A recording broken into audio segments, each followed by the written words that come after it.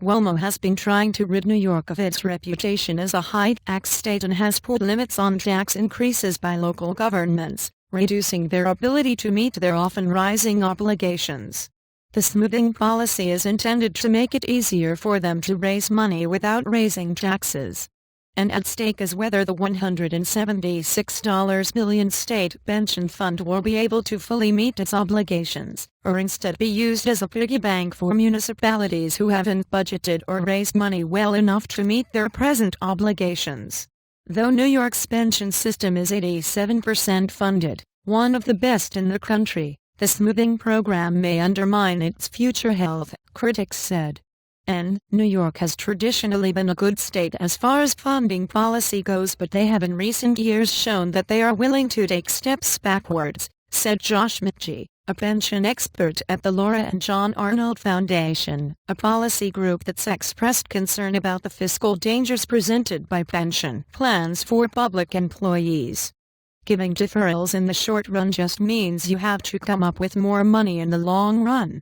And under the policy introduced in 2010 and called smoothing, local and state authorities that need money are permitted to either defer making pension payments for as long as 12 years or borrow directly from the pension fund. So far about $3.30 billion in pension payments has been deferred, including $1.40 billion in 2013. And the state charges local authorities interest of about 3.7% on the payments they defer. Because the fund's assumed rate of return is 7.5%, the difference between what it expects to earn and the money it's actually earning from the deferred payments is 3.8 percentage points. And at that rate, the fund stands to have about $735 million less in its coffers in 2024 based on the $3.30 billion that's already been deferred, an amount that will rise in coming years as the program goes on. And the $735 million figure is an estimate that was calculated with the aid of Murasha, who runs the actuarial science program at Columbia University's School of Continuing Education in New York. And fund integrity and the low rate is more about giving municipalities the ability to borrow cheaply than ensuring the integrity of the pension fund, McGee said. It also means the fund is taking on greater risk because it's allowing low or unrated municipalities to defer their pension payments, he said. And the state says it's justified in charging 3.7% interest because it considers the outstanding balances as a part of its fixed income portfolio, which has a lower expected rate of return than the fund's equity portfolio. And however, the fund's annual report accounts for the deferred payments and the interest on them as a receivable and doesn't include the money in the fixed income part of its portfolio.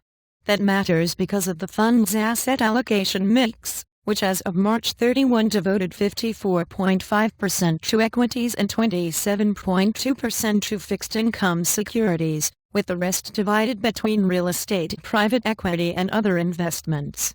And if the deferred payments were included with fixed income, the fund would have to adjust its equities holdings higher so as to maintain its targeted allocation mix. And Elizabeth Wiley, an actuary at consulting firm Sharon in McLean, Virginia, said the deferred balances won't hinder the fund's performance if they are actually considering the deferred balances when they set the asset allocations. And State Comptroller Thomas P. DiNapoli's office, which administers the pension plan, counters that not including the deferred balance in the overall asset allocation isn't a drag on the fund. And the program is fiscally sound, transparent and adequately funds the retirement system, a spokeswoman for DiNapoli said. It provides an option for state and local employers to manage the budgetary impact of rising contribution rates in the aftermath of the global financial crisis. And DiNapoli's office didn't comment on the $735 million estimated shortfall. And the fund's blended fixed income portfolio, divided between core fixed income and Treasury inflation-protected securities, fell about 1.5% last year as chips slipped 6.5%.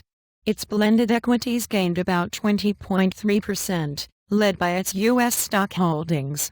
The Standard & Poor's 500 index rose 30% in 2013.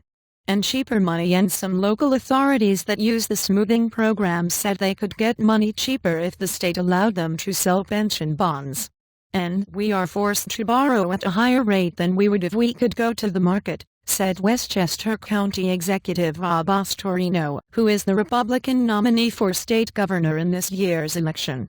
We were borrowing at twice the market rate from the pension system, which is more wasted money.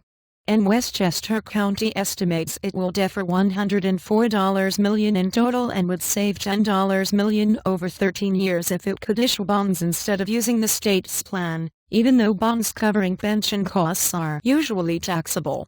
And still, being able to defer more than $40 million in pension contributions last year allowed the county to avoid laying off 420 employees or raising property taxes by 6%. Astorino said. And, to have paid it in full, we would either have had to have a very big tax increase, and we drew the line in the sand that we were not doing that, or massive layoffs and program cuts, which were not palatable especially to the legislature, or reluctantly go into this, which we did, he said. And, reporting by Edward Crudy. Editing by Dan Burns and John